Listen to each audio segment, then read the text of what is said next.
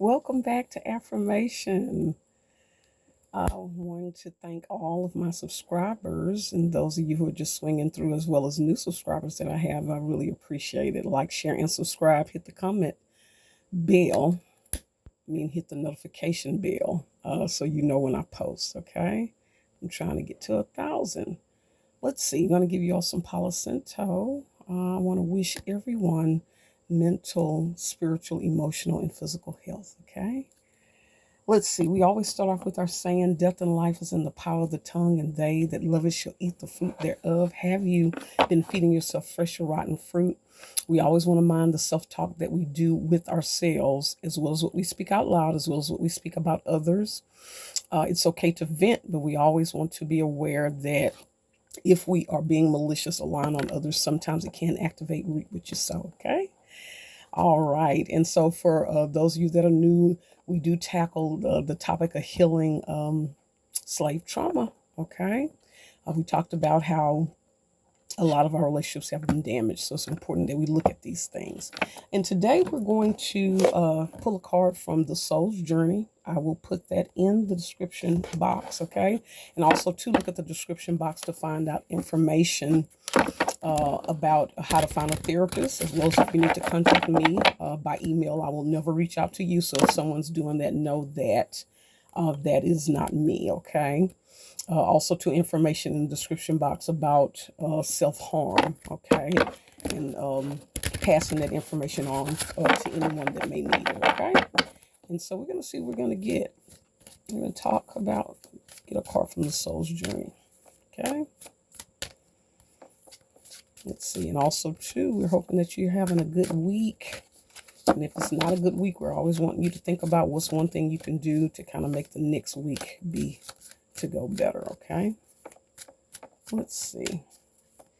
If one doesn't come out, I am going to just randomly pull. There we go. Honesty. Honesty. Honesty and adversity came out. Honesty. And it reads, I can't always expect the truth from others, but I can expect it from myself. Are we sometimes lying to ourselves? Again, we can't expect truth from others, but we at least need to be able to know the truths of a matter and not lie to ourselves. And sometimes when we're not being honest, adversity comes with that. When we're not even being honest with ourselves. But it says, I accept the challenges.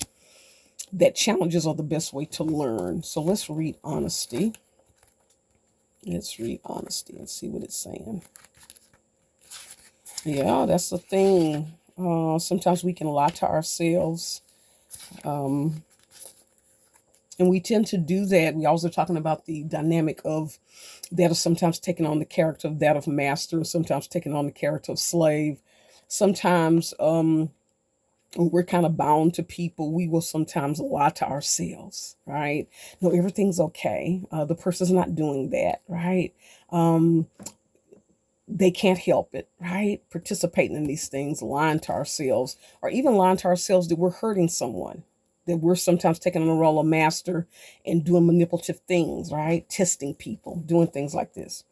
So it says, being truthful with others is a slippery business. You are expected to tell and expect to be told white lies. Interesting. Saying that comes. And again, some of these beliefs we agree with, some we don't. But it's saying you expect people are going to sometimes tell white lies. No one wants their feelings hurt, but sometimes a strong dose of reality is needed. No one can tell you definitively in what circumstances an untruth would be better. Okay. It says, be honest. But honesty is usually the best policy. You and only you know in your heart when the right time it is to be totally honest. The only time you must be absolutely truthful is when you're addressing yourself. You must at all times present yourself authentically to those around you. Only by being yourself do you draw in people and circumstances that you most need to learn from. So when we're lying to others and manipulative and not being honest with ourselves and others, we are denying ourselves the opportunity to grow and learn and to be attached to people that are meant for us. Okay. And then adversity is saying no one ever said life was going to be easy. Don't we know that as a people? Obstacles are presented to you so that you may overcome them. Believe that you will, because if you don't believe in yourself, no one else will. So self-esteem, right? And also, too, if you have low self-esteem, you are not going to be of service to anyone.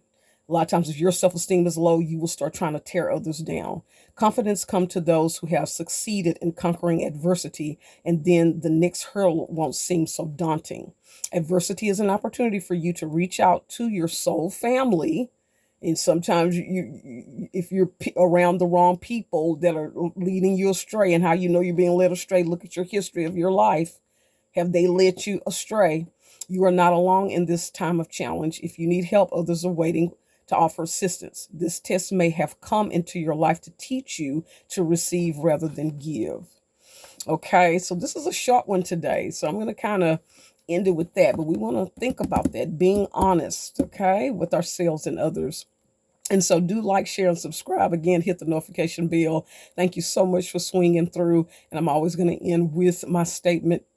Everyone has a right to heal from trauma, okay? Even a race nation. Until next time.